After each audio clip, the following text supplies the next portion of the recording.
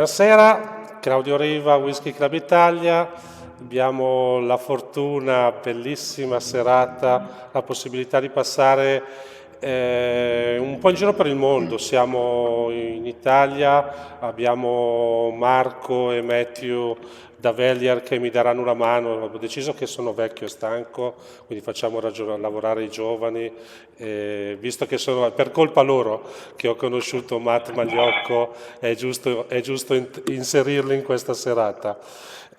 Siamo da Michters, che conosciamo benissimo per essere un produttore di whisky americano, di bourbon e non solo, che si è affermato anche qui dalle nostre parti da non tanto tempo, poi ne parliamo subito adesso, e abbiamo la fortuna di avere con noi Matt Magliocco, che è rappresentante della famiglia che ha fatto rinascere il progetto, e il distillery, l'head distiller Dan McKee, che direttamente da Louisville, dal Kentucky, ci racconterà come ha fatto a trasformare una cosa trovando un giusto equilibrio fra l'arte e la tecnica o la tecnologia addirittura. Andremo a visitare una distilleria questa sera in cui racconteremo delle cose che possono non essere quelle che ci aspettiamo di sentire, ma capiremo che ogni passo di quello che viene fatto presso la distilleria ha una motivazione che è tanto legata al cuore quanto legata alla testa. Marco, io lascio la parola subito a te perché voglio che tu introduca quella che è la distilleria, riesci a farlo sicuramente in modo migliore di come l'ho fatto io, e accompagniamo poi Matt verso un racconto di quella che è stata la storia.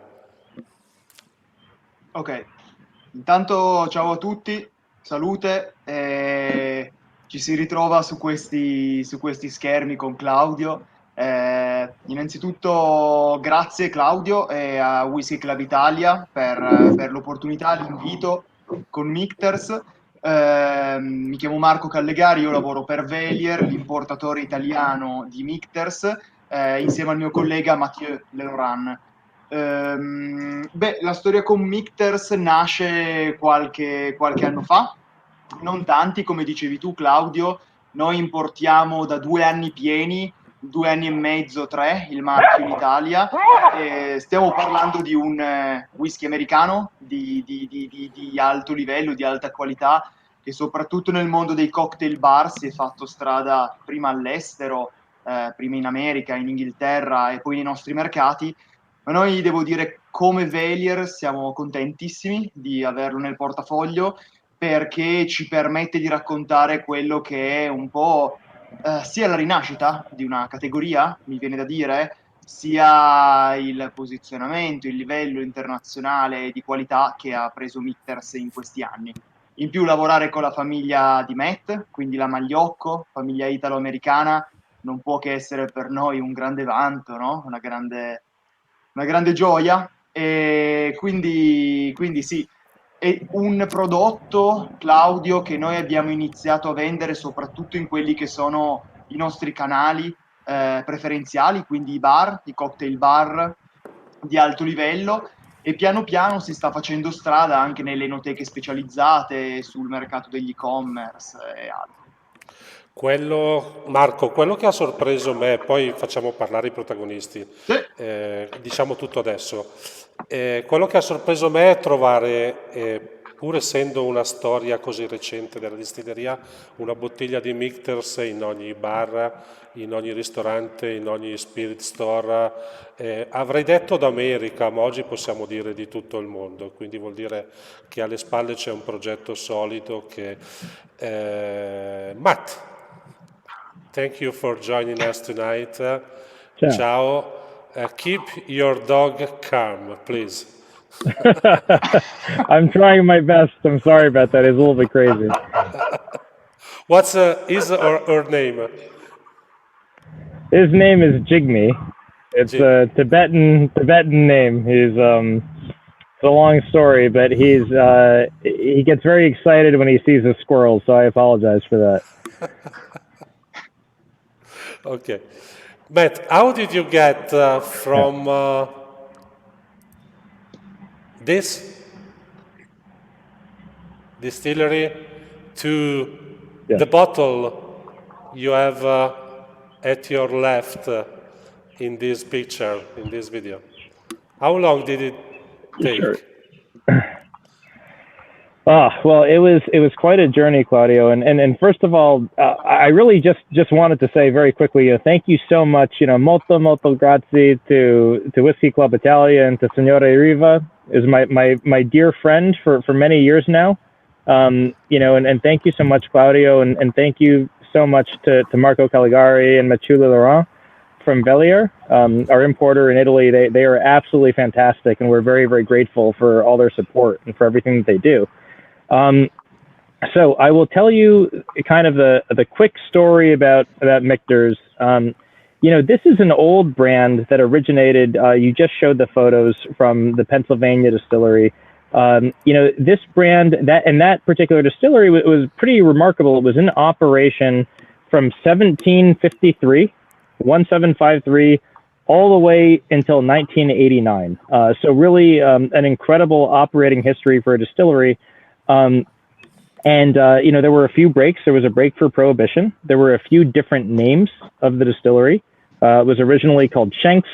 It became known as Bombergers in the 1800s, and it became known as Michter's in the 1950s. So, and tell me to stop talking if I should, because I don't know how much translation is required here. Quindi Matt ha ringraziato, ci saluta tutti, ha detto che Marco è un bravo ragazzo, che fa un ottimo lavoro, e Matthew pure, quindi siamo tutti felici. Ci ha raccontato la storia della distilleria nella foto che abbiamo visto, che nasce nel 1753, indietro, bisogna tornare indietro parecchio. Ha avuto una storia che è continuata fino al 1989 con le giuste interruzioni del proibizionismo e dintorni, ha cambiato nome, ha cambiato location più volte, ma alla fine, come vedete non lo vedete perché non ve lo faccio vedere, come vedete sul logo di questa distilleria, di questo edificio, c'è il nome Michter's. Fino al 1989, what happened in 1989, Matt? So in 1989, the entire American whiskey industry was really struggling, and it had been struggling for a long time, but essentially a lot of the small distilleries were going bankrupt. The larger distilleries were struggling. American consumers, their tastes were shifting. Instead of drinking American whiskey, they were drinking gin, they were drinking vodka, they were drinking more wine than they had before. And so Michter's declared bankruptcy, and the owners of the distillery at the time, they abandoned the project. It wasn't a viable economic project anymore for them.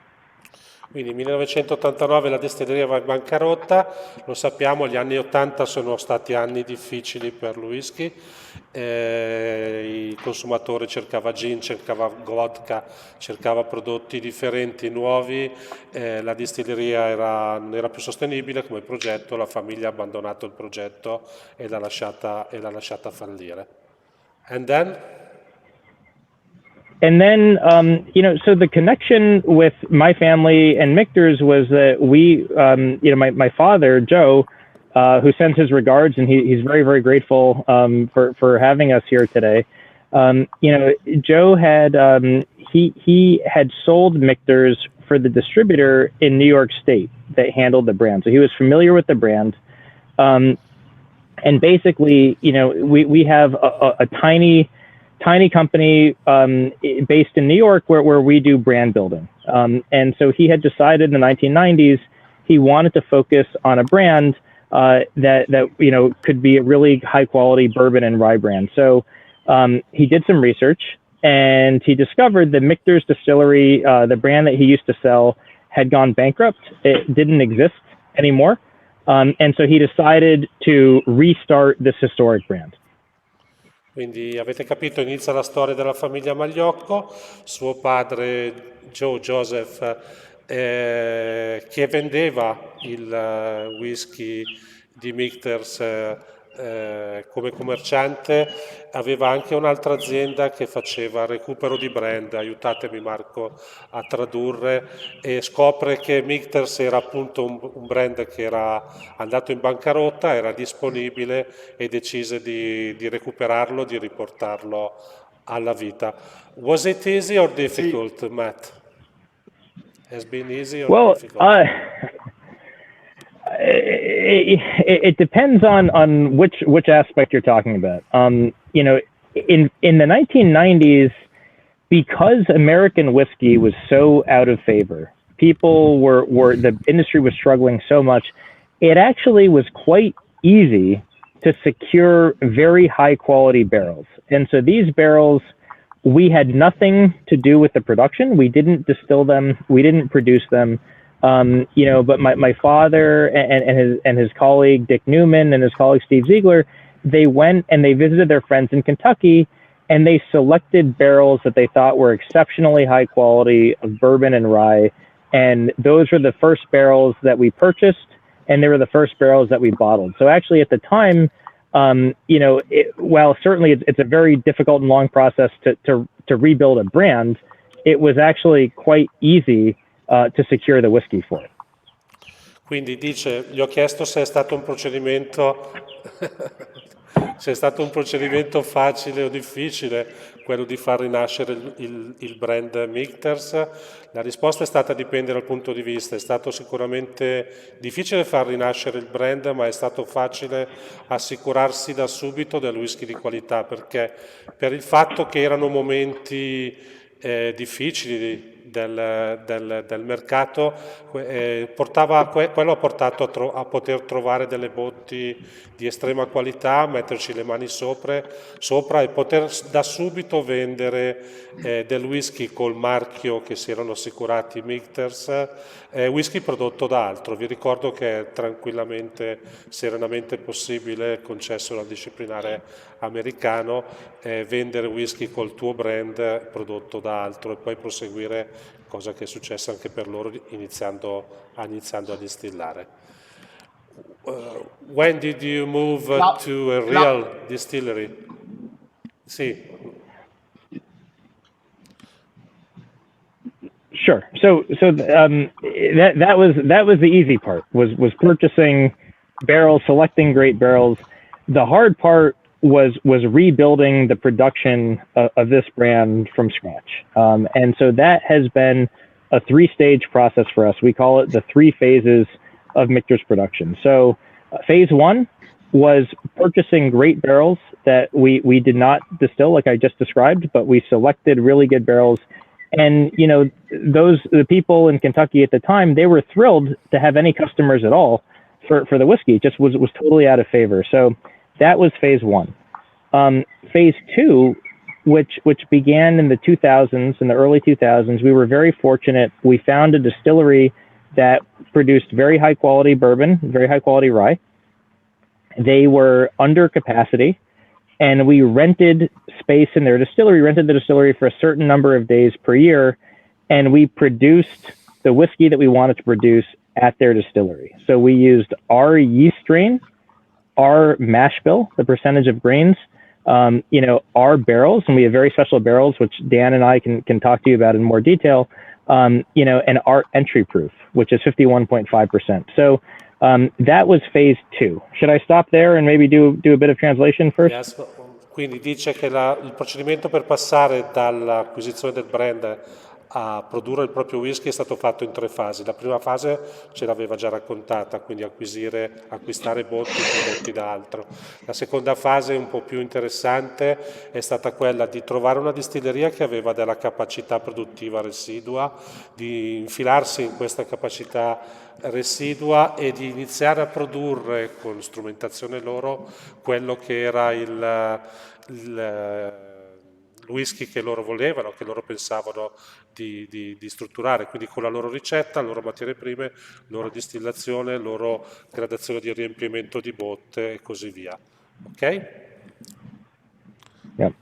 Phase 3, which for those of you who saw the introductory video, That actually was really the sort of formal beginning of phase 3 was the construction of our distillery in Shively, which is a suburb of Louisville, Kentucky. And in Shively, and forgive me if it's a little bit loud in the background, I'm sorry, it's an airplane flying above me. But in Shively, in 2014, so that video that you just saw, we finally had saved up enough money. Michter's is 100% private. It's 100% family held. There's no venture capital. There's no outside shareholders. So it took us a long time financially to be comfortable. But we'd finally saved up enough money to build, our own distillery in the quality manner that we wanted in Shively. So we began filling barrels in 2015 in August in Shively. And from 2015 to the present, we've been totally self-sufficient in terms of our distillation at Shively. And now we also, and I think you have some slides later that we'd love to show, but we have a second distillery in downtown Louisville called the Fort Nelson Distillery. And in addition to that, we have a farm in Springfield, Kentucky, where we are farming our own grain, our own corn, barley, and rye. And so that the hope is that grain will be used in the production at Fort Nelson. So from 2014, when that video was taken, to the present, we sort of continued on a path of growth to really try to have a great production facility and make some really nice whiskey. Quindi la fase 2, non l'ho tradotto prima, è iniziata circa nel 2000, nel 2014 riescono a completare il loro percorso di crescita. Matt teneva a evidenziare il fatto che è un'azienda a proprietà di famiglia, quindi è tutto stato fatto autofinanziandosi attraverso queste 3 fasi come le stiamo descrivendo adesso. 2014 era il momento del video iniziale che avete visto, in cui veniva posizionato l'alambicco a colonna nella nuova distilleria di Shively, che è un sobborgo di Louisville, quindi siamo nel Kentucky. Dovrei avere anche una mappa, lo vedete qua. Ok, Michter's Louisville, esattamente dove è indicato dalla freccia. Quello che accade è che nel 2014 riescono a raggiungere, a completare questa fase, l'inizio della fase 3, in cui da quel momento diventano indipendenti, completamente indipendenti, quindi tutto quello che iniziano a produrre è fatto direttamente da loro all'interno della loro struttura, percorso che nel 2015 accade questo, quindi 2014 viene installata, 2015 iniziano a lavorare, percorso che li porterà ad una continua crescita, lo vedremo poi nelle ultime 2 slide fra un'ora, che si concretizzerà con la nascita di una seconda distilleria e di un'azienda agricola che avrà sempre più l'obiettivo di fornire materie prime, ovviamente mais, orzo e altre e segale alla distilleria, per completare un processo di crescita che è unico nel panorama americano. Marco, vuoi aggiungere qualcosa? Sì, una cosa, Claudio, che magari pochi sanno è che, che sicuramente nella fase 1, quando la famiglia Magliocco ha iniziato ad acquistare le prime botti, i primi liquidi provenienti da altre parti, si è fatta sicuramente forza di quello che era il suo lavoro principale, ovvero distributori di distillati e di liquori nello stato di New York. Quindi loro erano già distributori, il padre di Matt, Joseph, era già distributore di Michters ai tempi, e quindi quando c'è stata un po' la scelta su quale realtà ricominciare, da dove ripartire, è lì che hanno trovato poi il marchio Michters libero dopo il fallimento della distilleria precedente. Grazie Marco. Allora, io sono stato in distilleria 3 anni fa circa, e 3 anni fa ho avuto la fortuna di conoscere questa meravigliosa persona che è Pam, che era allora la distillery manager, lead distiller del nuovo impianto di Shively.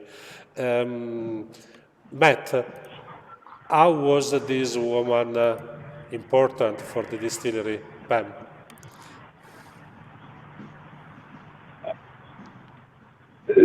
Sorry, Claudio, is the question for me or for Dan? Yes, for you, Matt.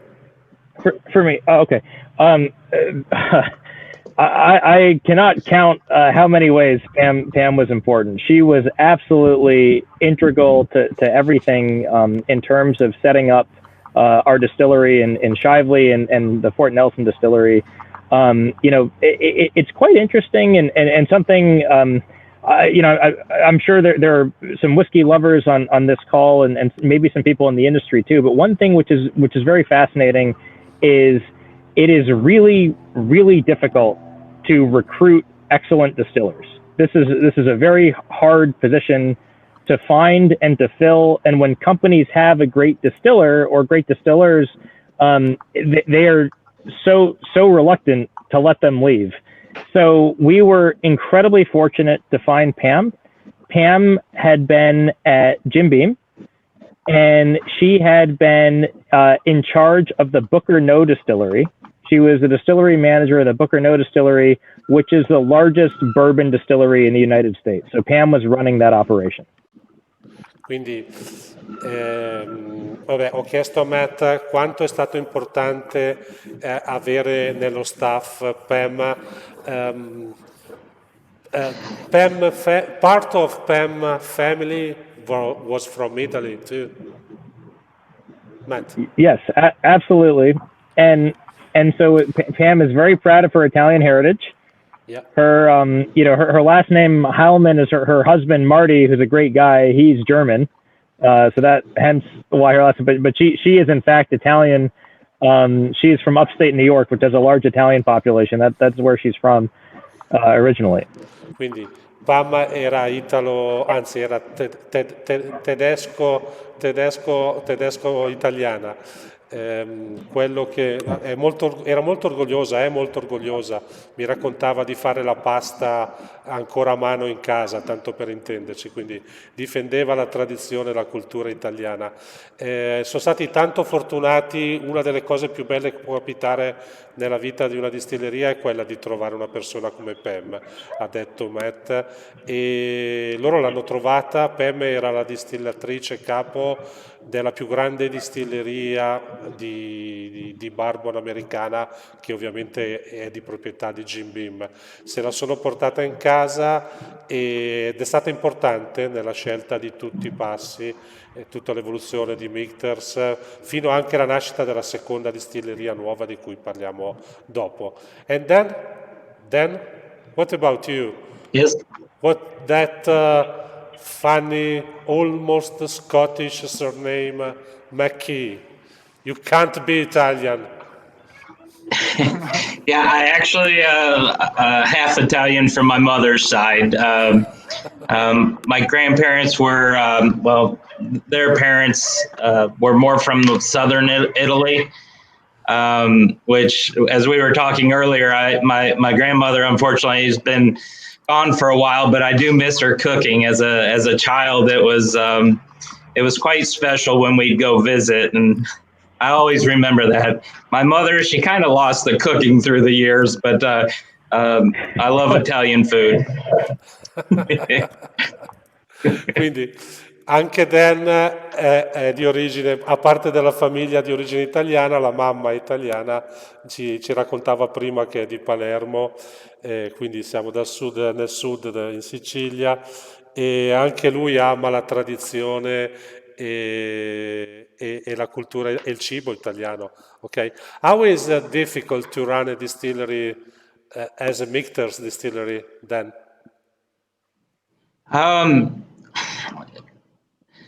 Well, first of all, I always feel that I have the best job. So I'm very fortunate. I work for a great company, a great family. But it's definitely challenging, but very rewarding. What we're doing here at Michter's is, we're great, making great American whiskey that's being enjoyed all over the world, which is truly special. And that's something that I'm very proud of. And so all the challenges that come with running a distillery are well worth it. Ok, So, Matt, you can reduce his salary almost 50%. Quindi gli ho chiesto, gli ho chiesto quanto è difficile gestire, portare avanti una distilleria come Michter's. La risposta è stata meravigliosa, fa il lavoro più affascinante dell'universo, e quindi il poter lavorare con una famiglia come quella di Magliocco rende tutto facile. Dan. And Claudio, sorry, forgive me. I wanted to finish answering your question, which was, you asked how Pam was important. And the single greatest thing that Pam did besides build our distillery was, Pam, when she joined us, she said, look, there's one person that I really, really want to bring with me. He is absolutely terrific. He's one of the best young distillers that I've ever worked with. He's my right hand, and I see a very, very bright future for him. And that was Dan. And so Pam was Dan's mentor at Jim Beam, and she insisted on bringing Dan with her when she joined us. So we were so fortunate to have Dan join our team at the same time as Pam, right after Pam. And Dan really, he was even better than Pam promised. And so he's really one of the greatest young distillers in the U.S. He's done a brilliant job running our distillation and our production. And so we're very, very grateful to have him. So I'm sorry to talk so much, but I just wanted to explain that is how Dan came to be at Michter's as well, was through Pam. We have plenty of time, don't worry. Quindi Matt ha aggiunto che una delle cose importanti che ha fatto Pam è stata quella di suggerire di portare in distilleria anche quello che era il suo giovane assistente più promettente, che appunto è Dan. Quindi se Dan è arrivato in distilleria da Michter's è merito di Pam, un altro merito di Pam, e credo che tutti siano riconoscenti a lei e a Dan del lavoro che state facendo. Dan, what about the production process at Michter's distillery? How is it different from other American distilleries or also Scotch whiskey, single malt Scotch whiskey distilleries? Sure. Well, one thing that I feel that, takes Michter's to a higher level is that we do a lot of things in our production process that are expensive. We kind of have a cost be damn approach towards quality. So even if it costs more, but it increases the quality of the product, we're willing to do that. Just starting with our grains that we use. We use corn, rye, and malted barley. They're U.S. grade #1, all 3 non-GMO. It's a premium that we pay for that non-GMO, but we feel that we're starting out with the highest quality ingredients. Quindi dice che una delle cose molto importanti, è facile da raccontare, poi bisogna vedere nei fatti se è vero, e se siamo qui a dircelo questa sera è perché probabilmente un po' di fondamenta esistono, è che nessuna delle fasi produttive che vengono fatte presso la distilleria è guidata da una riduzione dei costi. Si va sempre verso la ricerca del meglio, della qualità, e indipendentemente da quello che può comportare come costi aggiunti. A partire dalla materia prima, sto tentando di far entrare l'immagine di Dan nella fotografia, ecco che ci sono arrivato. Ok. What is it? What are you doing? So this is an example of me doing quality control on our incoming whole grains that we're receiving. So before we'll receive any grain and enter it into the silo, we use a grain probe, get a nice collective sample from the grain truck. We'll go back into the lab. We'll check for things like bushel weight, moisture. We'll do a sensory test on the grain for any objectionable odors, and we'll also check for foreign material damage and so forth. If any of one of those tests fail, we reject a load of grain So that's just the example of me running some tests on the grain. Quindi tutta la materia prima che arriva in distilleria, prima di essere infilata nei silos, viene ovviamente controllata sia per qualità meccaniche che per qualità di prodotto, quindi dall'umidità in su. Una volta che ha superato tutti i test può passare all'interno del processo produttivo. It is different from any other malt mill I've seen in Scotland. It's much larger. Yep. So that is an example of, we use a cage mill to mill our grain from a whole kernel to a much finer grain particle size. These mills are very expensive and few distilleries use them. If you kind of picture inside that blue housing, what we call cages, inside there that spin opposite of each other, but they mill the grain to a very consistent particle size and is a little gentler on the grain versus a hammer mill. And what we're doing in this part of the process is exposing the starches for the mashing process. Quindi questo è un mulino, usiamo il termine macinino che ormai ha brevettato il buon Cristiano Gobbo, che è molto diverso rispetto ai macinini scozzesi. Lo vedete, è un cage mill, è a gabbia. L'obiettivo di questo dice che è molto raro da trovare nelle distillerie, e l'obiettivo questo è mantenere una qualità consistente della macina, di renderla più uniforme possibile per esporre gli amidi alle fasi successive della produzione in modo più efficace. Claudio, io ho una domanda, posso? Sui cereali? Come no? Non riesco a infilarti Perché Dimmi. Dan ha anticipato il discorso dell'utilizzo di cereali non GMO, però volevo chiedergli come mai questa scelta alla Michters. Dan, excuse me, I have a question about the grains that you choose. Why you choose for non-GMO corn or grains? Because better quality or any other reason for that? Well, one is they are, nutrient dense. So we just, again, we feel that starting out with non-GMO versus GMO, we chose to go with non-GMO. We feel we can make a higher quality whiskey. And again, the nutrients that are involved with, let's say, the corn, the starches and so forth. Te lo traduci anche? Sì, Claudio. Sì, adesso traduco. Loro dicono che la qualità del cereale di per sé e anche la quantità di nutrienti, la qualità dei nutrienti sulla scelta non GMO è molto più alta rispetto ai convenzionali, che per noi in Italia parlare di mais GMO è molto strano. Ma mi ricordo, Claudio, che dalla visita che avevo fatto qualche anno fa in distilleria, questa era una delle caratteristiche che mi aveva colpito di più, perché da italiano, consumatore italiano, eccetera, non mi veniva neanche da pensare quale fosse l'origine, no, delle materie prime dei nostri whisky americani. E quando Matt Magliocco al tempo mi raccontò la selezione dei cereali, rimasi abbastanza stupito, ecco, del fatto che ci sono diversi livelli di qualità nella selezione di un mais per la produzione di un American whisky. Ne parliamo poi verso la fine quando racconteremo della loro azienda agricola.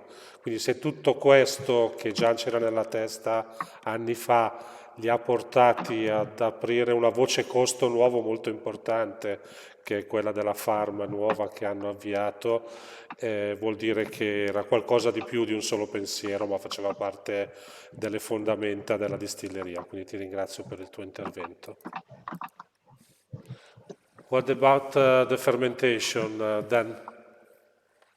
Okay, so leading up to the fermentation, we would have we milled the grains in our cage mills. We would have entered in our process. We do the sour mash process. So in the mash cooker, we would have entered our water, our limestone water, our thin stillage, which is liquid from the previous distillation. that we enter, and then we start entering the corn, the rye, the malted barley into the mash cooker. We're heating it up, and essentially we're breaking down those starches to simple sugars for fermentation. So all of our whiskeys are of the sour mash process. And again, by adding that thin stillage from the distillation, it allows us to use less water, but it also allows us to adjust the pH of the mash, which is more conducive for the enzymes provided by the malted barley. The enzymes from the malted barley are converting those starches to simple sugars. And once that happens in the mash cooker, now we've sent it to the fermenter. Once it's in the fermenter, we've inoculated it with yeast. And from there, the yeast begin to metabolize the sugars. We're creating alcohol, CO2, flavor compounds, congeners, and also generating heat. Now, we typically ferment our distiller's beer 3 days and 5 days, but it depends on the production schedule. So it's our job as distillers to have that same flavor profile, whether it was fermenting for 3 days or 5 days. Okay. Are you controlling temperature during the fermentation? Yes, we do. So inside those closed top fermenters are cooling coils. So we set the fermenters from when the mash comes from the mash cooker to the fermenters, we set it at a lower temperature. During the fermentation process, it's heating up, and inside, once it reaches a certain temperature, cooling water comes through the coils to keep it at a consistent temperature. You can change different variables, congeners, things like that at different temperatures. And excuse me, so you add the sour part in the cooker, not in the fermentation tanks? It can be done in the mash cooker and fermenters, because you're also creating an atmosphere. You want it a little more acidic to create an environment that's more conducive for the yeast and not bacteria.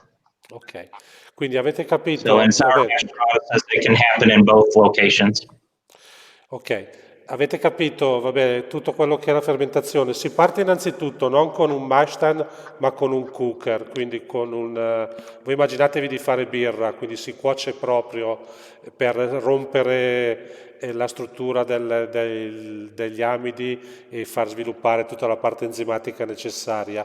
Lui diceva che utilizzano un procedimento di sour mash, come lo conosciamo, che poi utilizzano la parte acida che arriva dalla distillazione, aiutami Marco, se commetto delle inesattezze, aggiungendola o all'interno del mash cooker, quindi quello che può essere il nostro mash tun, o addirittura dentro, cosa che avviene normalmente nei fermenters, nei fermentatori, per tenere controllata il pH, l'acidità, e quindi consentire uno sviluppo batterico corretto. Nei fermentatori c'è controllo della temperatura, quindi se noi pensiamo in Scozia non ce n'è uno, anche in America normalmente non si controlla la temperatura, loro hanno dei cilindri raffreddati che servono a tenere bassa la temperatura durante la fermentazione, allo scopo di sviluppare esteri e congeneri più affascinanti possibili da trasferire poi alla distillazione. Marco, ho dimenticato qualcosa? No, anch'io ho capito così, che il sour mash è utilizzato in entrambe le fasi. Nella parte del cooker aiuta l'azione enzimatica, sì, e nella parte della fermentazione il pH, indubbiamente. Chiaro. Dan diceva che aiuta anche il risparmio dell'acqua, utilizzo di minor quantità di acqua. Perché vai a recuperare quello che arriva dalla distillazione. Sì, Ok. sì.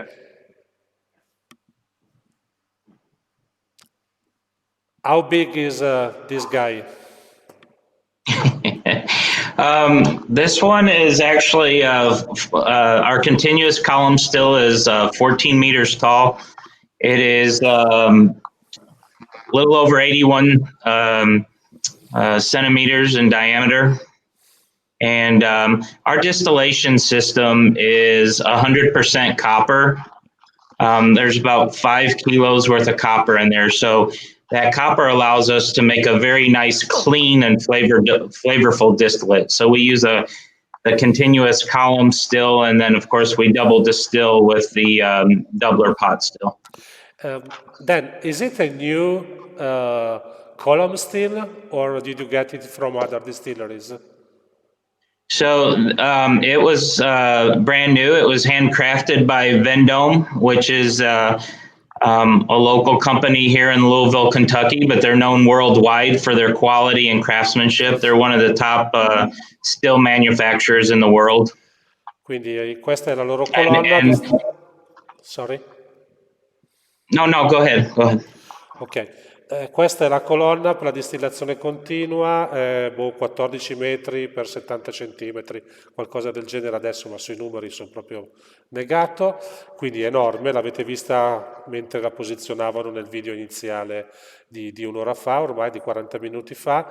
È nuova, fatta da Vendome, prodotta da Vendome, che è la Forsyth degli americani, quindi è quella che produce gli alambicchi di maggiore qualità per tutta l'industria americana, per tutte le distillerie americane. How many plates? There's 19 trays. 19 piatti. And then also we have copper located towards the top also to provide more surface exposure to, again, help remove some of those sulfur gases, those sulfur compounds. Quindi sono 19 piatti e hanno dell'ulteriore superficie di ramo posizionata in cima per rimuovere tutte le componenti sulfure. What's its production capacity? Claudio, Yeah, what's that? Sure. Sorry. I don't mean to interrupt, Dan, but I just wanted to add to your excellent question about did we purchase this equipment secondhand or was it made for Michter's? The Shively distillery, every single piece of equipment there was custom made for Michter's, everything. And most of the equipment that was there is highly unusual in that it is all copper. It's 100% copper, which is very, very, very unusual in an American distillery. Typically, you need some copper for exposure, for purification, but usually people in the US would rely on stainless steel for most of their equipment. For us, we like I said, we're a small company, we're a family company, but we could never, ever compromise on quality. That is just, non-negotiable for us. So everything was bespoke, customized for Michter's to the highest quality level. And I think it was a very exciting project, not only for our distillers and for our team, but even for Vendome, which, like you said, it's the Forsyth of the US, because for them, it was so rare to work on a project of that quality, even with 100% copper like that. Quindi avete capito, Matt interviene per dettagliare meglio la risposta alla domanda mia se era un'attrezzatura nuova di seconda mano. Lui dice che tutto quello che è stato sviluppato per essere inserito nella distilleria nuova nel 2014 è stato fatto su misura.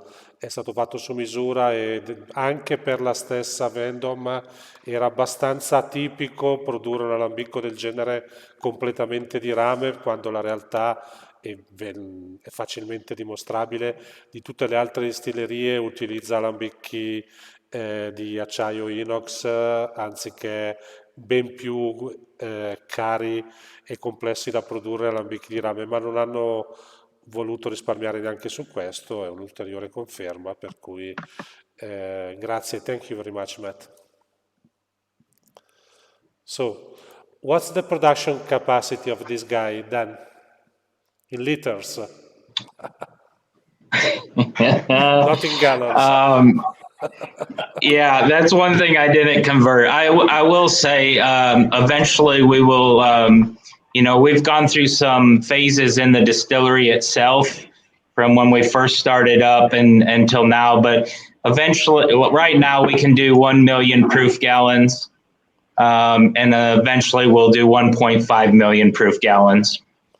Quindi da 1 milione a 1,5 milioni di galloni. Il gallone americano è 2,8, 3. 3. Cos'è? 3,3.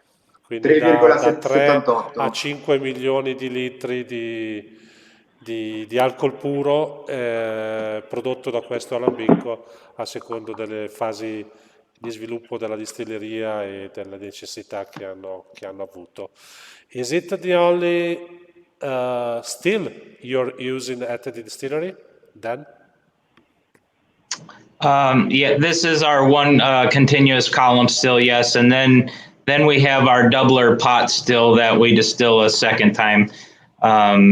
Yes, so if you think about it, when we send the fermented beer to the continuous column still, one thing that we do different than a lot of distilleries, like in Scotland, we're sending everything, all the liquid, all the grains, everything. So once it goes through the continuous column still, and we've removed all of the alcohol, comes out of the top of the column still at about approximately 64.5% ABV. We condense it back down and then enter it into the doubler pot still, where we redistill it a second time, where we are removing more impurities and also increasing the ABV to approximately 89% or 69%, sorry. And then for that second distillation. Quindi ogni singola And as you goccia can, I was just going to say, you can see, again, the additional copper, again, helping make for a very consistent, clean, but very flavorful distillate. Ok, thank you. Quindi ogni singola goccia di ogni distillato che esce dalla distilleria passa attraverso la colonna e questo è facile. La colonna produce uno spirito pulito, eccetera, eccetera, al 64,5 di gradazione alcolica, che è basso per essere una colonna, e tutto quel distillato passa attraverso questo posting per una seconda distillazione, dove chiaramente subisce un'ulteriore pulizia, un incremento di gradazione alcolica per arrivare al 69%, che altrettanto è basso, non è sicuramente elevatissimo, e vabbè, maggiore contatto col rame, quindi ulteriore pulizia. So, it's a batch process, the doubler. Yeah, the mashing part is a batch for each fermenter, but we can run 24 hours, 7 days a week, in the long as the fermenters continue. Non ho capito. Tu Marco l'hai colto? I didn't Sì, get dicono it. che loro dicono che il processo di distillazione è batch, ma hanno la capacità con i fermentatori di poter Ok. comunque produrre 7 giorni su 7. Quindi In diciamo continuo, hanno i senza fermentatori fermarsi. per, Ok. esatto, per supportare la capacità. What is it? These are what we call our tail boxes. So once the vapor has been condensed back down to liquid form, you'll see them run through the tail boxes before they go into their holding tanks. The one on the right is what we call low wine. From that point, it's going to enter to the tank in the right, and then it'll gravity feed down to our doubler pot still. We'll distill it a second time, as mentioned, and then you'll see the vapor condensed down on the left side is what we call high wine. From there, it goes to a cistern tank in the warehouse.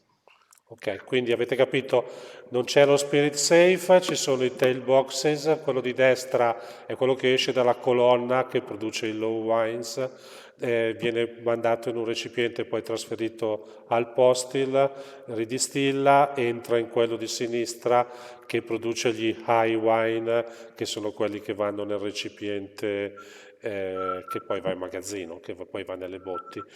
So, are you doing cuts, heads and tails for the pot still? How do you cut heads and tails? Sure. On the, it's a little different with the continuous column still. It's more about, when a fermenter is finished, all the starch, sugars are converted to alcohol, and it's time to begin distilling. We send that to a large holding vessel we call the beer well, and that continuously feeds the beer still. As that runs low, we'll send another fermenter right on top of it, and then we'll continue to distill it. But in the beginning process, when you first start sending the fermented beer to the still, you're working on gallons per minute and your time or temperature and proof.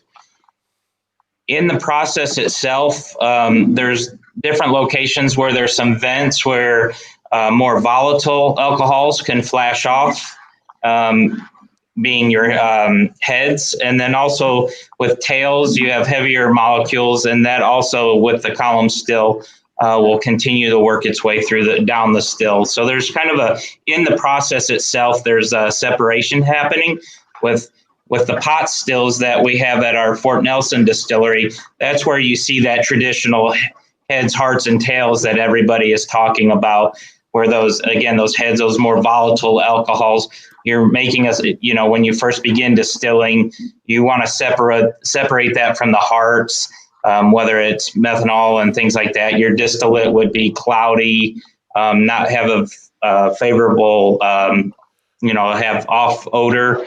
And so that's where you're making the cuts more, say, with the pot stills. Then you're into the hearts. And of course, everything is science and art. So with making the cuts, our operators are trained to, get to a desired proof, but then they check for clarity of the distillate. They do a sensory of it, and then we cut into what we call the hearts. As we continue to distill, the proof's going to lower, and then you're going to enter into what we call the tails. That sometimes has like boiled vegetable smell and characteristics that we don't want into the hearts, the distillate. So that's where the separations are coming. The continuous column still, it occurs during the process. Marco, io ci provo. Allora, primo, domani questa me l'ascolto tutta e costruisco la distilleria in Brianza. Ormai ci ha detto tutto, quindi tutti i segreti li conosciamo. Però la faccio semplice, la separazione viene già fatta dalla colonna, ok? Quindi se si va a vedere l'altra distilleria, che è quella che hanno in centro a Louisville, lì viene eseguito il classico distillazione in postil, per cui c'è la separazione classica delle teste e delle code. Qua la separazione viene già fatta dalla colonna, poi ha dato tutto un insieme di informazioni tecniche su cui riesco a fatica ad entrare a dettaglio, per cui quello che fa il doubler non è altro che incrementare la gradazione alcolica. Marco, dimmi se ho perso qualcosa, per favore. Sì, no, la stessa cosa. Lui dice che nella distillazione di questa colonna di fatto ci sono dei vani, ci sono dei buchi, dei fori, dei punti, diciamo, dove è possibile prendere quelli che sono i vapori più leggeri o quelli che sono invece gli alcoli più pesanti. Quindi la parte di taglio di fatto viene già fatto all'interno della nostra colonna e, come dicevi tu, la parte di pot still in distilleria è per alzare il grado e per dare più contatto col rame. Infatti lo chiamano doubler per questo motivo, quindi è un'incrementazione oltre che un contatto col rame, quindi pulizia, incremento della gradazione alcolica. Thank you very much, Dan. Now we can build a bourbon distillery in Italy too. Claudio, Please. maybe without the nice small pot still they have in the spirit safe, no? in the picture before, in the spirit safe, you have the small Michter pot still. That's unique, I mean. This one's yeah, okay. I didn't say it. I didn't say it. Yes, they are beautiful. They're a very nice talking point. Oh, mi sembrava un rubinetto normale, invece hanno costruito la forma dei piccoli posti all'interno dei tail boxes. Ma guarda un po' te, vedi cosa serve essere giovani per vedere queste cose. One of the importance of the tail boxes is it allows the operators to know that the system is operating correctly. If you see a disruption in the flow, you know that you have an issue somewhere. That's one of the important things about having those tail boxes where the operators can actually monitor it. What about computers in your distillation system process? So, sure. We have a lot of automation, but we still do a lot of manual portions of the operation, and we didn't want to go 100% automated. We like the fact that the operators are very involved into the process. So we have automation that, can run the distillation system as far as monitoring and adjusting steam. It helps for us to have a very consistent product. But then there's still a lot of portions of it where the operators are turning valves, entering grain into the mash cooker, things like that, where that there's always that hands-on approach where they can truly be right there in the process and not far off in a control room. How many persons are working at the distillery just now? Not including, so myself and Matt Bell, which is our distiller, right now we have one supervisor and 4 distillery operators. And we run just short of 24 hours a day. Okay. Quindi Yeah, but that would be... computer ci sono in distilleria? Mi ha detto che il processo è automatizzato per quanto possibile, non andranno mai verso il 100% dell'automazione, ci saranno sempre delle operazioni controllate dall'uomo, e appunto il fatto di avere questi tail boxes in cui si vede il flusso dello spirito che esce dalla macchina è dimostrazione, perché qua solo l'uomo può capire se tutto sta andando bene oppure no, e se ho fatto il conto bene ci sono 7 persone che riescono a gestire tutto il processo produttivo sui tre turni. Ok. Claudio? And Claudio, forgive me for interrupting, but I just wanted to clarify. So Dan is talking specifically about the distillery area within our operations. And he's absolutely right. The distillery, it is not totally automated and it's not totally manual. It's sort of somewhere in between. As sort of I guess a hybrid between the two. In total, when you talk about the size and the scale of Michter's in the state of Kentucky, our total personnel is a little bit over 60 people. Wow. So when Dan is saying that when he was counting the people, he's not talking about the people who are working in the rick houses or the people who are working in processing and bottling and the other parts of the distillery operations. He's specifically talking about the distillers. Dan stava parlando solo della parte di distillazione. In totale lavorano quasi 60 persone, contando anche quelli che lavorano nell'imbottigliamento, nei magazzini, eccetera, eccetera. In tutto lo stato del Kentucky lavorano 60 dipendenti, 6-0. Quindi that's a lot of people. Okay? We would, in terms of size, Claudio, we would be sort of a medium-sized whiskey company. We're not tiny, but we are not a big guy. We are sort of, moderate size, but completely focused on the quality.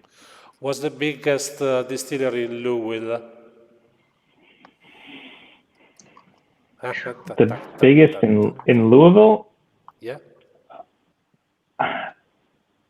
Dan, I guess it may be one of, Brown-Forman is headquartered in Louisville, and they have a significant distillery right next to us, a beautiful distillery. Heaven Hill has distilleries in Louisville as well. Yeah. So it's either probably Heaven Hill or Brown-Forman. Yeah, of course, and excellent. They make excellent whiskey. And the biggest in Kentucky would be the Booker No Distillery, which is a Jim Beam distillery, but that is not in Louisville. Ok, quindi loro sono dimensionati per essere una distilleria media. Le altre distillerie sono molto più grandi, fanno altrettanto whisky buono, ma sono molto più grandi. Let's move to the barrels.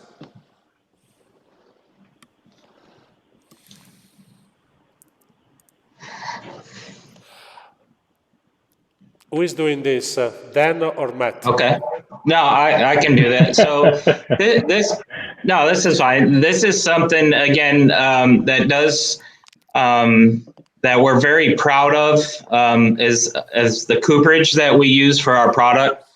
So just the wood staves that we're looking at right now, they go through air drying and seasoning for a minimum of 18 months, all the way actually up to 60 months that we use. By air drying and seasoning, as long as that we do, it helps break down the tannins that impart that bitterness and astringency, and helps remove some of those green characteristics that we don't want in our whiskey. A lot of distilleries, if they use the air drying seasoning process, they don't air dry for as long as we do. And to do this for 18 months is truly impressive, and it again increases the cost, but we feel that it adds to the quality of the whiskey. Quindi molto orgogliosi del cooperage che utilizzano per produrre le loro botti, che utilizza un sistema di stagionatura di asciugatura del legno per fino a 18 mesi, ce l'ho fatta a dirlo. Sono molto orgogliosi di questo, perché anche questo è un costo aggiuntivo rispetto ad altre distillerie che usano botti stagionate più velocemente, e quello che succede è che quello aiuta a rompere i tannini che danno ovviamente le componenti amare che loro non desiderano avere all'interno del loro whisky, e quindi a tutti gli effetti a produrre un whisky di qualità superiore. Toasting Sì, and Claudio, charring. c'è la... Sure. Claudio. The next part of the process Sorry, is excuse me. Oh, go ahead. Marco, chi è che c'era? No, niente, sì, che la parte di, se ho capito bene, la parte di stagionatura avviene all'aria aperta per 18 mesi, e invece tante altre distillerie magari usano veri e propri essiccatori che simulano l'aria aperta, l'aria calda all'interno, per stagionare prima i pezzi di legno che entrano dentro questi essiccatori. Stagionato all'aria, quindi Sì, stagionato essiccato all'aria, all'aria, sì. ce la facciamo Sì. dire, ok. Non in modo artificiale. Ok, then, toasting and charring, please. Sure. So this is the next part of the process. So they've air dried seasoned the wood staves. Now they've raised the barrel, and we begin the toasting process. The toasting process consists of time and temperature. It's using lower temperature to break down the inner compounds of the wood for better flavor extraction.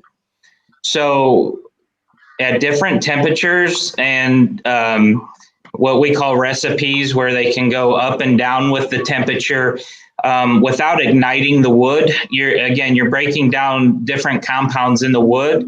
Lower temperatures can maybe give you kind of fruity characteristics, where if you do a higher toast profile, you can bring out some maybe mocha characteristics. So the reason we do toasting, again, it allows us to have more flavor extraction, which makes our whiskeys very rich and has a great mouthfeel.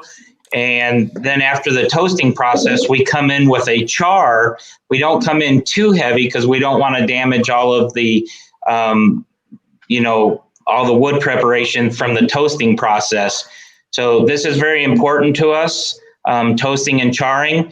Not a lot of distilleries do the toasting, and we actually toast all of our barrels. So again, it's kind of that cost-be damn approach, and it adds to the quality of our whiskey. Quindi la faccio molto più veloce. Tutte le loro botti che utilizzano per l'affinamento, per la maturazione del loro whisky, subiscono il doppio procedimento di toasting, di tostatura e di carbonizzazione. Il procedimento di tostatura serve per rompere la struttura del legno, consentire una migliore estrazione degli aromi dal legno, quindi a tutti gli effetti un migliore affinamento del whisky, e il procedimento di carbonizzazione che viene fatto dopo non è mai troppo impattante, perché non vogliono rovinare la fase di tostatura. Non tutte le distillerie, poche distillerie, utilizzano la doppia lavorazione del legno, perché ovviamente è un costo aggiuntivo e anche questo porta a quello che abbiamo detto ormai un'ora fa, quindi dobbiamo anche velocizzarci, ragazzi. Marco, ho dimenticato qualcosa? No, What's next? Okay. Okay, so the next is we use a very low entry proof. We enter our distillate into the barrels at 51.5% ABV. So by US regulation says that when you're making a bourbon, again, you have to have a minimum of 51% corn in the mash bill. Okay, if it's going to be a rye whiskey, you have to have a minimum of 51% rye. Okay, we cannot distill it over 160 proof. And then we can only use water to cut it down to barrel entry proof, which by US law, the maximum barrel entry proof is 62.5% ABV. We've chosen to go enter our distillate into the barrels at 51.5%. And by doing so, we're adding more water up front, but it dissolves the sugars more readily.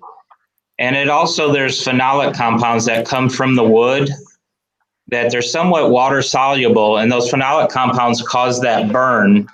By adding more water up front, it helps break that down, creating a very nice, rich and smooth, flavorful whiskey. Ok, quindi avete capito, lui ricorda che per fare bourbon whisky in America si deve usare il 51% di mais, che bisogna distillare al massimo a 160-80% di alcol e che in botte può essere messo fino a 125, quindi 62,5 di gradazione alcolica. Loro utilizzano la gradazione di ingresso di botte decisamente più bassa, avete visto 103 proof, 51,5% ABV, perché? Perché aggiungono acqua, quindi devono usare praticamente più botti, più legno per contenere la stessa quantità di whisky o di alcol sostanzialmente, quindi anche questo è un costo aggiuntivo, perché lo fanno per la migliore estrazione degli aromi e aiutami Marco, l'acqua, alcuni componenti sono o non sono solubili con l'acqua e quindi anche l'estrazione degli aromi che viene fatta dal legno è differente. Questo aiuta, contribuisce alla produzione di un whisky con una struttura decisamente superiore rispetto a quella di chi inserisce a gradazione più alta in botte. Credo di aver detto sì, corretto. sì, sì, se ho capito bene la parte fenolica, le parti fenoliche, poi la parte chimica onestamente non ci metto la mano sul fuoco, ma si legano meglio con l'alta percentuale di acqua e vengono estratte Sì, meglio. L'altra cosa che aggiungo è che entrando in botte a 51,5 ci vogliono molti più botti sì, all'interno di corretto, più legno. di un magazzino per l'invecchiamento del loro whisky. Oh, wow. Heat. Why? Then. Yes. So why do we do the heat cycling, Dan? Okay. Oh, I apologize. The heat cycling. So one of the great things about Kentucky is its is its weather, the changing of the seasonings. So as the whiskey in the summertime warms up and the pressure inside the barrel increases, that drives the whiskey into the wood, the capillaries of the wood. And then when it cools down, that whiskey comes back out, extracting those flavors. Okay. So in the wintertime, our temperatures are kind of at a lull. They're just staying cold. And what we'll do is we'll actually close the louvers, the vents on the warehouse, and then we'll actually heat up the warehouse, which is again causing one of those cycles. Naturally, it happens about 4 to 6 times a year. So in the wintertime, we try to duplicate Mother Nature. So as heating up the warehouse, we again heat up that whiskey, driving it into the wood. And then once we experience a certain temperature change, we'll shut off the heat and then naturally let it cool back down. And again, we're just maximizing flavor extraction, increasing the quality of the whiskey. This is something that's also very rare. Very few distilleries do this. It's expensive. We lose a lot of angel share, but again, we feel it's very impactful to the quality of whiskey. What's the angel share? So on average, on a non-heat cycled warehouse, you lose approximately 2.5% per year. We lose upwards to about 4% a year. Ok, quindi avete capito, riscaldano i It's almost magazzini. double. I mean, it's significant. Ok, Yes. thank you, Matt.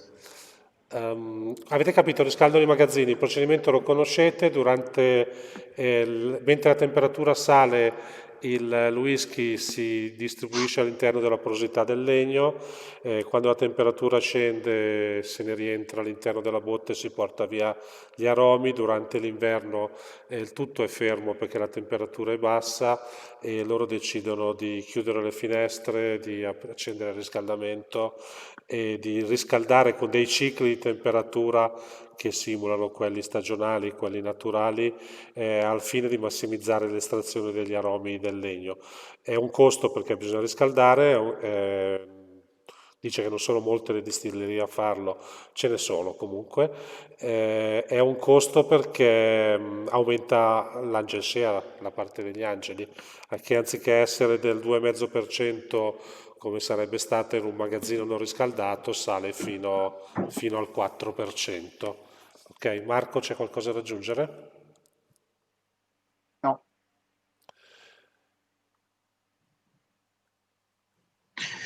Okay. One of the things again that's very special about Michter's again is the quality, but all of our products are either single barrel or small batch. And to be a single barrel product like our US1 single barrel rye, all of our ryes are single barrel. You must have very high quality and consistent barrels to have a single barrel program.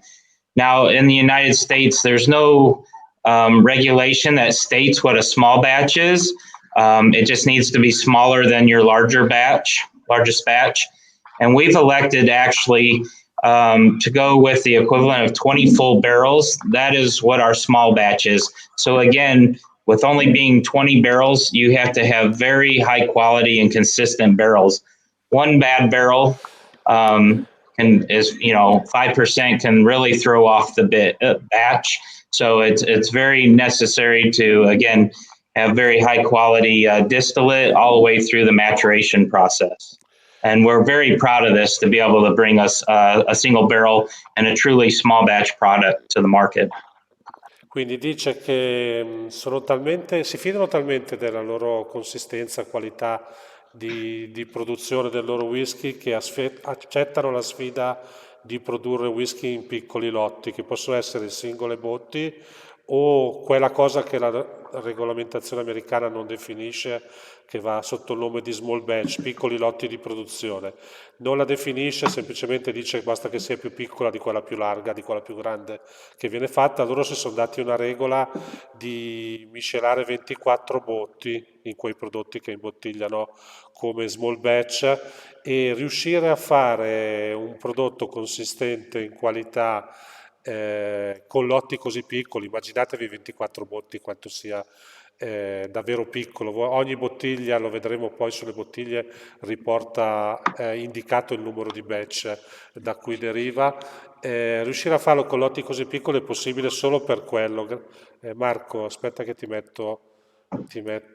Scusa, non volevo, Ma facciamo, tanto così si vede. No, perché molto spesso anche tanti clienti ci chiedono come faccio a capire il batch nei whisky americani, hai già risposto tu, e quindi noi facciamo sempre vedere che ad esempio sul bourbon in alto viene indicato il lotto, l'imbottigliamento, il numero, e poi sull'etichetta principale, nel caso del bourbon, troviamo scritto small batch e nel rye single barrel, sì. Grazie. Avete capito? Ok. And last but not the least. Ta-da! Okay. So chilled filtration is very important to Michter's. It's a way for us to bring the best qualities of our whiskeys to the bottle. All right. I know a lot of people have differing opinions, but to us in making bourbon and rye whiskeys, you're starting out with a new charred oak barrel, which offers a lot of complexities. We age for, at different times, we age, our products are typically between 5 and 7 years and older. And during that maturation process, there's, again, a lot of complexities that develop. And it's a way for us in the chilled filtration process, and we call it a skillful chilled filtration because we don't have a one size fits all filtration protocol. We actually, for all of our products, they have different filtering protocols.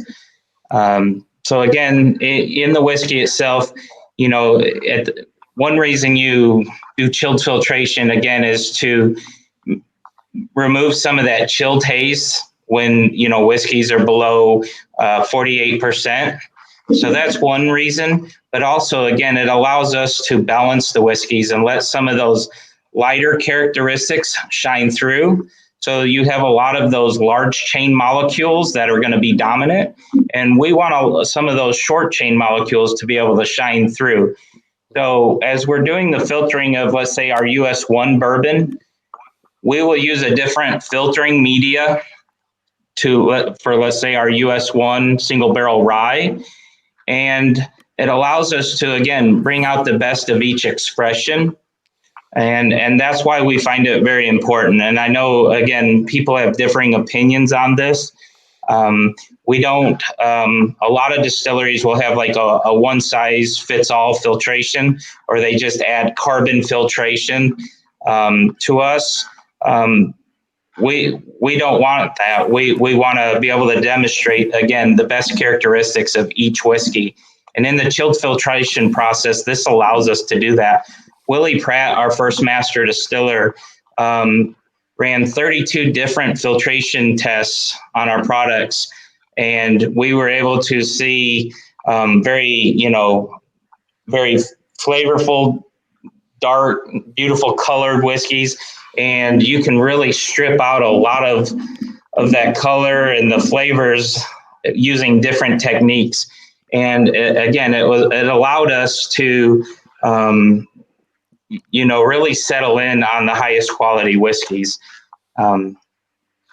Altrettanto la faccio veloce. Vabbè, coraggiosamente loro dichiarano anche sul sito web, c'è una bellissima sezione dedicata che filtrano a freddo il loro whisky. Come diceva Dan, ci sono pareri molto contrastati su questo. Noi sappiamo che può essere il male, loro ne fanno un uso intelligente, sapiente. Allora, l'uso intelligente prevede innanzitutto non un processo identico per tutti i distillati, come possa essere un passaggio industrializzato pesante in filtri a freddo oppure in filtri a carbone, che conosciamo benissimo essere una tecnica utilizzata negli Stati Uniti d'America, ma loro hanno fatto esperimenti. Willie Pratt, quindi il loro distillery manager iniziale, quello che ha messo assieme le ricette dei prodotti, hanno fatto esperimenti con diverse tipologie di filtri per i diversi prodotti, andando a cercare per ogni prodotto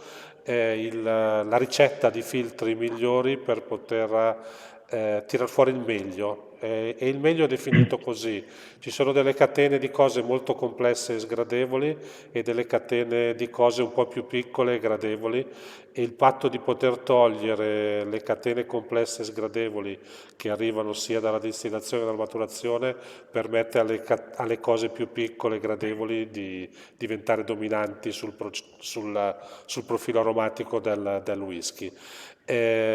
Coraggiosissimi a dichiararlo, coraggiosissimi a portarlo avanti come un progetto serio, come una fase molto importante di costruzione del profilo del loro whisky. Se mettiamo assieme a questo il riscaldamento del magazzino, l'uso sapiente delle botti e tutto quello che abbiamo visto, capiamo qualcosa in più. La prima cosa che ho capito io è che non è semplice, come l'ha raccontata Dan un'ora fa, fare il suo lavoro, quindi è una sfida continua fra tanti elementi per poter produrre un prodotto che sia il più stabile possibile, lotto dopo lotto, e con lotti così piccoli è una sfida quotidiana, direi, che è stata accettata e possiamo dire che è stata vinta. Marco, Matteo, avete qualcosa da aggiungere? No, direi proprio solo che direi quasi fa parte delle ricette dei diversi whisky. Quindi, come dicevi tu, come diceva Dan, la diversa porosità che viene utilizzata nella filtrazione permette di poter dividere molto bene le caratteristiche del loro bourbon, dal loro rye al sour mash come referenza. Diventa parte integrante della caratteristica di quel prodotto. Quindi non è, come And dicevano, il Signore desiderio Riva, solo di ridurre la parte torbida del whisky, ma è proprio un desiderio di creare una ricetta più complessa. Matt. if I may, just first of all, I know it's very late in Italy, and I want to say thank you so much for everybody taking the time to speak with us. But on chill filtration, I just want to make a very quick point, which is as somebody who loves, personally, I love Scotch. I'm a single malt drinker. I'm a blended Scotch drinker. The Scotch whiskey representatives have really given chill filtration a terrible name and a terrible image, and there's been a lot of negative brainwashing associated with chill filtration. The type of chill filtration we're doing is incredibly difficult, very, very expensive, and very skillful. And the point of it is to preserve all the good aspects of the whiskey, but eliminate the bad ones and make sure that the whiskey looks beautiful in the bottle. Chill filtration is integral to American whiskey, which again is a first use barrel for bourbon and rye. Very, very different from Scotch. So I just want to explain to your audience, and thank you again to everybody for bearing with us for this long presentation, we would love, if anybody would like to come visit us, we would love to welcome them to Michter's and to show them. But I think that when they spend some time in Kentucky and they understand the way that the high-end American whiskey producers operate, they will gain a new appreciation for chill filtration, and they will understand why it is a positive thing in American whiskey and not the negative thing that the Scotch whiskey representatives describe it as. Quindi Matt racconta che è stato fatto un lavaggio del cervello durante questi anni per condannare il chill filtering nell'industria dello spirito del distillato. L'interpretazione che danno loro è che se è fatto bene aggiunge qualcosa al profilo aromatico e al prodotto stesso. E che Marco, cosa aggiungiamo? No, niente, lui diceva anche che è molto diverso lavorare su una botte nuova di primo passaggio, di primo utilizzo, come nei whisky americani, rispetto a un secondo passaggio come in Scozia, ad esempio. Ma Let's move to the best part of the night.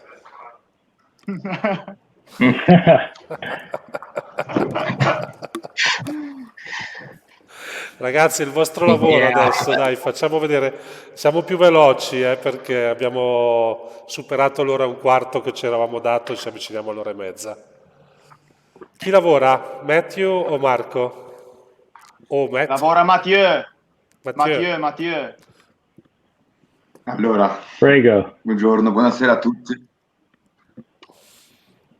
Allora, semplicemente la gamma che abbiamo disponibile in Italia, cominciamo da US One, diciamo la gamma classica, con il Straight Rye, che è una maggioranza di segale, il Straight Bourbon, maggioranza di orzo, American Whisky, che è giustamente un bourbon con una lavorazione diversa della botte, che dovrò richiedere a Matt o a Dan per più specificazioni, e il Sour Mash, che alla fine è un po' un mondo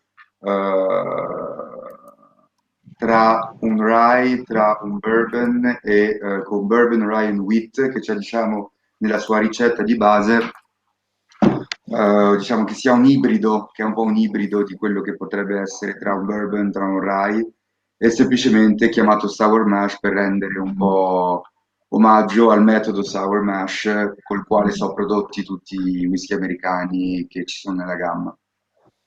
Sì, non c'è più regolamentazione sull'utilizzo di sour mash in etichetta, quindi lo si usa quando più o meno non si ha più niente da dire. E quindi tutte le altre regole non valgono e si finisce tutto qua dentro. Matt, what about the recipe of the American Matt? Sure. Gli American whisky. So the American whiskey is a special part of our range. It is the only whiskey we have where we are taking our first use barrels that have been previously used, and we are reusing them one time. So even if everything else in the process is the same, once you reuse a barrel, we cannot call it bourbon any longer. We cannot call it rye any longer. Ok, quindi avete capito l'utilizzo dei botti già utilizzate in precedenza per far maturare bourbon, quello che accade è che non puoi più chiamarlo bourbon, quindi viene chiamato American whisky. Io aggiungo che fra i loro whisky è quello che meglio fra tutti si mettete in centro a tavola come abbinamento. Food pairing is the best whisky for food pairing, Matt, to me, ok? Quindi lo mettete in centro tavola e arrivate tranquilli a fine serata con la bottiglia vuota. Avanti. Qua abbiamo, diciamo, le edizioni un po' più limitate con, diciamo, quelli che sono i due prodotti principali, dunque rye, dunque maggioranza segale, e bourbon su 10 anni per entrambi, anche 20 anni, delle edizioni limitatissime, prodotti liquidi preziosissimi, con giustamente l'applicazione di la cera a mano su ogni bottiglia, veramente un bellissimo lavoro anche sul packaging, disponibile come è scritto, come dal nome, in quantità molto limitate, con anche il 25 Sì, veramente in quantità centilinate, diciamo. Claudio, la cosa che posso aggiungere su queste è che i 25 sono praticamente introvabili sul nostro mercato. Abbiamo È per qualche quello che non possibilità ne ho in più ancora sul... ricevuta una. Bravo, esattamente per quello. Poi traduciamo a Matt. No, dicevo che si trova... Torna nella slide prima, Claudio, torna nella slide... Si trova qualcosa di più del 10 anni Bourbon. Sono tutti single barrel in questo caso, quindi non si parla più di small batch, ma di botte singola. E sì, per chi ha il piacere di provarlo, sono ad alta gradazione, siamo intorno ai 45-47 gradi, quindi superiore alla linea US One. E per tutti i bevitori di Scozia, invito a provare un 10 anni invecchiato seriamente, diciamo come questo qua di Michter, su un 10 anni Bourbon, un 10 anni Rye, perché Claudio, tu li hai assaggiati, secondo me sono veramente un'esperienza di degustazione unica rispetto ad altri invecchiamenti, ecco. Io ho un ricordo Nonostante l'età sembri piacevolissimo poca. di Sì. quell'evento a Firenze al Four Seasons e mm, volentieri lo riassaggerei, per cui Eh, avanti. That was a fun night. Yeah. More Qua abbiamo limited giustamente releases. le limited release, che sono più o meno quello che possiamo considerare la gamma US One che abbiamo ritrovato con Bourbon, Rye, Sour Mash, e giustamente con ogni volta un finish diverso nella quale la botte vendrà tostata in un certo modo.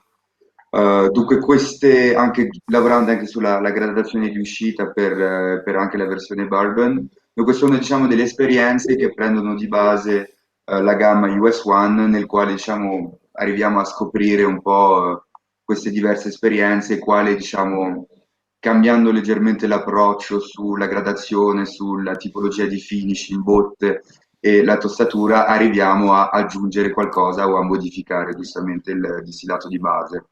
Queste 4 Mathieu, referenze che vedete qua, sì, abbiamo adesso sul mercato italiano lo Strength Rye, allora, giusto? sul mercato italiano abbiamo per il momento la terza bottiglia che vedete partendo dalla sinistra, che è il Barrel Strength Rye, che è semplicemente un rye whisky, una singola botte con una gradazione, diciamo, superiore a un rye classico.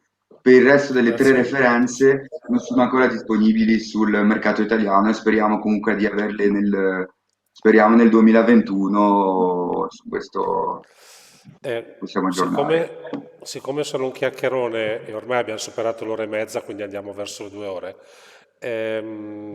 guardate la seconda bottiglia, è un bourbon che fa un affinamento in una botte tostata. Una volta acquisita la certificazione di bourbon potete fare anche affinamenti in botti ex sherry, tanto per intenderci, andando a violare quello che sembra essere un limite non valicabile del disciplinare del bourbon, ma possono essere utilizzate botti diverse nel momento in cui tu la patente di bourbon l'hai già acquisita. E non lo costringe nessuno, ma lo dichiarano quasi sempre, lo dichiarano tutti che è un finish, una sorta di far capire che qualcosa di diverso gli è successo. Ok? Queste ce le ho tutte, grazie. Intoccabili, introvabili, non ci sono. No, Ci tengo a dirlo subito. Era per non metterti in imbarazzo. Grazie. Le ho assaggiate, ragazzi, Matt, io le ho assaggiate. Yes, Magliocco, please, I Marco. was just saying that there is no bottles available in the market. I'm very sorry for everyone looking at the celebration one. Well, Claudio took them all. He drinks them at home, so, you know. It's his breakfast whiskey. Matt, 2 minutes just to talk about the new projects, please. Sure. Well, and again, I mean, we're just so grateful. I mean, thank you so much, Claudio, and thank you, Marco and Mathieu. And thank you to everybody. I hope we didn't lose the entire audience. You know, it's my wife tells me we talk too much, so you know, I hope it's not too long. But you know, so this is very exciting for us. Fort Nelson is a beautiful old building. You know, it's not old by Italian standards, but it's old by American standards. It's from the 1880s. And it's a wonderful building that was in terrible condition. It was abandoned. We purchased it. We renovated it. You know, we have a working distillery downstairs, which Dan showed you. We have a really, really nice, I think it's a great cocktail bar on the second floor. Mathieu has been there as well. You know, it's a really fun place to visit. Please, anybody who is on this call or watching this video, if you are coming to Kentucky, please let us know. You know, we would be honored to host you and to show you this. This is our public distillery. You know, the Fort Nelson distillery. It's open to the public. Anybody can come in anytime. We give tours. You know, like you saw earlier, this is the pot-to-pot system from Michter's in Kentucky. Sorry, Michter's in Pennsylvania originally, which we transferred to Kentucky last 2 years ago.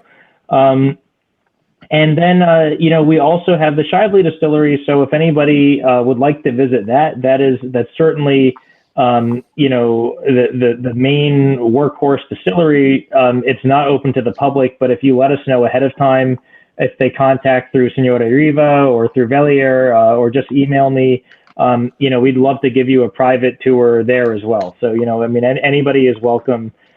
We love showing off our facilities to people, and we love hosting our friends. So we need some more Italians to come visit us in Kentucky. It's very important. So please come visit.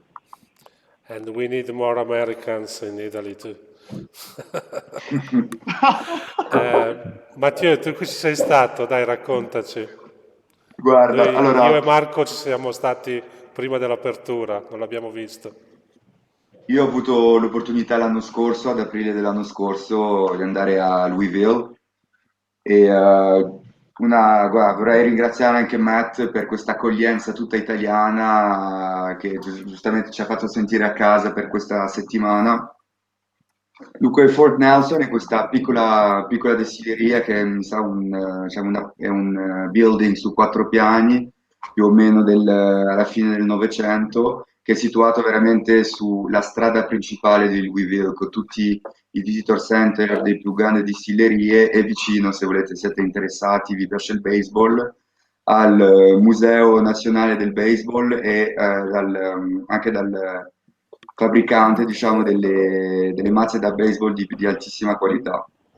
Partendo di questo, veramente è un bellissimo visitor center con, diciamo, una parte didattica fatto molto bene, nella quale hanno cercato di ridimensionare quello che si può trovare a Shively in piccole tappe, con anche dei piccoli apporti che fanno pensare alla storia di Michters, come per esempio i vat utilizzati per fermentare, che sono fatti in legno di cipresso, che sono stati giustamente portati dalla prima distilleria di Michters, quando Michters era in Pennsylvania prima di essere in Kentucky, con sempre i Pot Still Vendôme.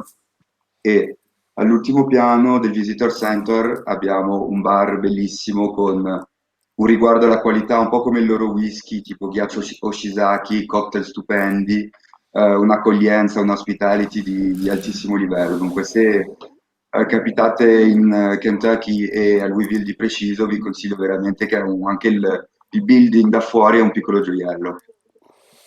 Grazie, non vedo l'ora di poterci andare.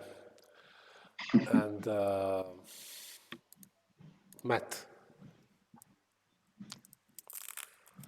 what is this, Matt? Well, well, Dan has really become our farming expert, so he may be the one to describe the farm in more detail. But basically, we purchased for us a significant amount of land. It's 145 acres, so in hectares, maybe 60 hectares. Is that right around there? It is. In Springfield. It is, man.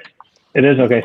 Springfield is about a 1 hour and 15-minute drive from downtown Louisville, and with this land, like we said, it's all non-GMO. We are doing our own farming here. So farming, corn, rye, and malted barley. And the hope is this our production here. The hope is that it will be enough to satisfy our needs for Fort Nelson. It is not enough to source all our grain for Shively, but it should be enough for Fort Nelson. And so, the hope is that we will be doing, what they call from grain to glass. So the entire process. And it's been a really interesting experience, to try to get it right, try to get the quality of the grain to where we need it for our production.